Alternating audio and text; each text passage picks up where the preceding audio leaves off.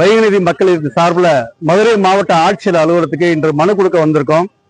2011 இருந்து 2024 வரைக்கும் உயர்நீதிமன்றம் பல்வேறு தீர்ப்புகளை கொடுத்திருக்கு. வைகை நதியை பாதுகாக்க சொல்லி, கேமரா அமைக்க சொல்லி, அதுபோல குப்பை பொருளை ஃபைன் போட சொல்லி இருக்கு.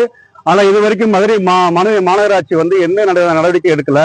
எனவே வைகையில குப்பை கொட்டுவர்கள் மீது நடவடிக்கை எடுக்கணும். வைகையை பாதுகாக்க பாதுகாவலரை நியமிக்கணும்னு சொல்லி இன்னைக்கு மாடலா இன்றைய பாதுகாவலர்ல நம்ம இன்னைக்கு கொண்டு வந்திருக்கோம். அதனால வைகை பாதுகாக்க பாதுகாவலரை நியமிக்கணும். உயர்நீதிமன்றம் நிறைய தீர்ப்புகள் கொடுத்திருக்கு வைகையை பாதுகாக்க. அது போல சிசிடிவி கேமராவும் பொருத்த சொல்லியிருக்காங்க. ஆனா இவ்வளவு இருந்தும் இன்ன வரைக்குமே தொடர்ந்து டன் கணக்கில் குப்பைகள் வைகை ஆற்றில் கொட்டுறாங்க. பாலித்தீன் கழிவுகள் அதிகமா இருக்கு. அதே மாதிரி மாநகராட்சி வைகை ஆற்றை தினசரி தூய்மை பண்ணி பண்றது இல்ல. சாயப்பட்டவுடைய கழிவுகளும் எல்லாமே வைகை ஆற்றில் கொடுக்குறாங்க. சுற்றுச்சூழலை பாதுகாக்கணும். இந்த வைகை நதி 24 மணி நேரமும் அசுத்தப்படுத்திக்கிட்டே இருக்காங்க. அப்படி அசுத்தப்படுத்துவர்கள் மீது கடுமையான நடவடிக்கை எடுக்கணும். காலையில பார்த்தா மழை ஜலம் கழிக்கிறது, குப்பைகளை கொட்டுவது, மருத்துவ கழிவுகளை கொட்டுவது, இந்த மாதிரி எல்லா அத்துமீறலும் வைகை ஆற்றில் நடக்குது. எனவே இந்த அத்துமீறலை தடுக்க காவலர்களை நியமிக்கணும்னு வைகை நதி மக்களுக்கு சார்பு என்ற கோரிக்கை வச்சிருக்கோம். ஏற்கனவே நாங்க தொடர்ந்து 7 வழக்கிலையும் வைகையை பாதுகாக்கணும்னு சொல்லி பல்வேறு விதமான தீர்ப்புகளை உயர்நீதிமன்ற நீதியரசர்கள் கொடுத்திருக்காங்க. ஆனா அப்படி இருந்துமே இன்ன வரைக்குமே அதுக்கான ஒரு தீர்வு தொடர்ந்து அவங்க எடுக்கல. அந்த தீர்வை நோக்கி போகணும். ஏன்னா தொடர்ந்து 40 ஆண்டு காலமா குப்பையில் தினசரி வைகை ஆற்றுல தொடர்ந்து கொட்டப்பட்டு வருகிறது. பாலித்தீன் பை கொட்டப்பட்டு வருகிறது. இதனால வைகை ஆற்றினுடைய தரமும் இதுவும் கிட்டத்தட்ட பாலித்தீன் பைகளாக நிறைஞ்சிருக்கு.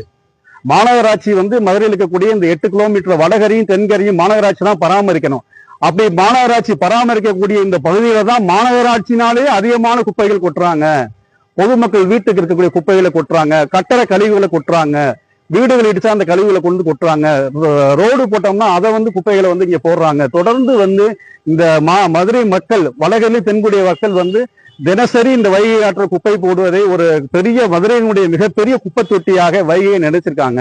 அதனால மக்களை திருத்தர மாதிரியும், இனிமே யாரும் வைகை ஆற்றில் குப்பை போடாத மாதிரியும், சுற்றுச்சூழல் காவல்கள் 24 மணி நேரமும் ரோந்து படி மாதிரி எந்த பக்கம் குப்பைகள் போடுறார்களோ அதுக்கு தகுந்த மாதிரி அவர்கள் ஃபைன் அந்த மாதிரி அவதாரம் விதிச்சாதான் குப்பைகள் போடுவது முழுமையாக கட்டுப்படுத்தப்படும். எனவே இந்த நோக்கத்தோடு தான் வைகை நதி மக்களுக்கு சார்பில் உயர்நீதிமன்றமும் தீர்ப்பு கொடுத்திருக்க வைகையில குப்பைகளை கட்டுப்படுத்த. அதனால மாநகராட்சி தினசரி தூய்மை பணியில வைகை ஆற்ற தினசரி வைகை ஆற்ற தூய்மை செய்யணும். வாரத்துக்கு ஒரு நாள் அவங்க என்ன பண்றாங்க, இரு கரையிலையும் வாரத்துக்கு ஒரு நாள் தூய்மை பண்ணிட்டு அந்த குப்பையை திரும்ப வைகை ஆற்றிலேயே திரும்ப கொட்டிட்டு போயிடுறாங்க.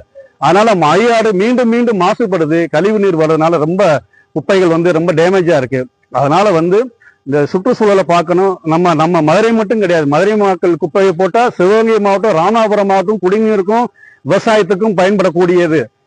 234 கிலோமீட்டர் பயணிக்கக்கூடிய வைகை ஆறு தொடர்ந்து சங்கிலி தொடர் போல எல்லா கம்மாயும் நிரப்பிட்டு ஒரு பெரிய விவசாயத்துக்காக ஒரு சங்கிலி, ஒரு சொட்டு தண்ணீர் கூட கடல்ல கலக்காம அத்தனை தண்ணியுமே பாசனத்துக்கும் விவசாயத்துக்கும் பயன்படக்கூடிய இந்த தண்ணியில நம்ம குப்பைகளையும் ரசாயன கழிவுகளையும் பெயிண்ட் காரை இப்படி கொட்டி இது பண்றதுனால நமக்கு அண்டை மாவட்டமான சிவகங்கை மாவட்டமும் ராமநாதபுரம் மாவட்டமும் கடுமையாக பாதிக்குது.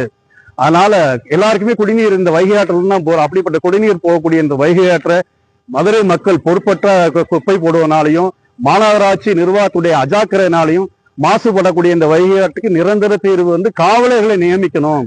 சுழற்சி முறையில காவலர்களை நியமிக்கணும். ஆற்றினுடைய இருபக்க வடகரையும் தென்கரையும் இருக்கக்கூடிய இரு பக்கங்களையும் தொடர்ந்து கண்காணிச்சு இதை பராமரிச்சா மக்களுக்கு விழிப்புணர்வு ஒரு பக்கம் இருந்தா கூட முதற்கட்டமா வைகை ஆற்று இந்த ஒரு குப்பை போடுறோம் என்ற குற்ற உணர்வே மக்களுக்கு கிடையாது. அதாவது அந்த குற்ற உணர்வு வர வைக்கணும். ஆற்றுல குப்பை போடக்கூடாது என்ற குற்ற உணர்வை வர வைக்க வேண்டும். ஆற்றை மாசுபடுத்தக்கூடாது என்ற எண்ணத்தை மக்கள்கிட்ட வர வைக்கணும். அதுக்காக தான் இன்றைக்கு நாங்க மாவட்ட ஆட்சியர்கிட்ட இந்த மாதிரி மனு கொடுத்திருக்கோம். வைகை ஆற்றை பாதுகாக்கணும். தொடர்ந்து கழிவு நீரை மாநகராட்சினால கட்டுப்படுத்த முடியல.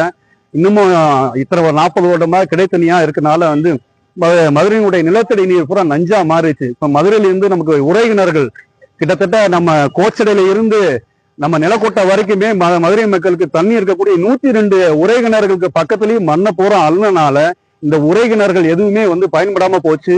கழிவு நீர் கலக்கிறதுனால அந்த உறைகிணர் மூலம் ஆத்துல தண்ணி போகும்போது அந்த தண்ணி கோடை காலத்து தண்ணி எடுக்க அந்த உறைகிணர்கள் பூரா இன்னைக்கு தூர்ந்து போயிடுச்சு. அது போல இடிஞ்சு விழுந்துருச்சு. மண்ணப்புறம் எடுத்ததுனால இப்ப நேரடியா என்ன பண்றாங்க, நேரடியா பைப் லைனை போட்டுதான் இன்னைக்கு நமக்கு தண்ணி வருது. ஏன்னா வைகை ஆற்றில் இந்த மாசை கட்டுப்படுத்தினால லோயர் கேம்ப்ல இருந்து வரக்கூடிய தண்ணீரை சுத்திகரிப்பு பைப் லைன் மூலம் தான் வருது. விவசாயத்துக்கும் இப்ப மதுரைக்கும் விவசாயத்துக்கும் எந்த சம்மந்தம் இல்லாம இருக்கிறனால இந்த மக்கள் மதுரை மக்கள் முழுமையாக மாசுபடுத்துறாங்க. இவங்க மாசுபடுத்தவும் இல்லாம அண்டை மாவட்டத்தில் இருக்கக்கூடிய விவசாயத்துக்கும் குடிநீருக்கும் போகக்கூடிய ஒரு அவலமான ஒரு சூழ்நிலை இருக்கு. அங்க நிரம்பக்கூடிய கம்மாய்கள் எல்லாமே பாலித்தீனா இருக்கு.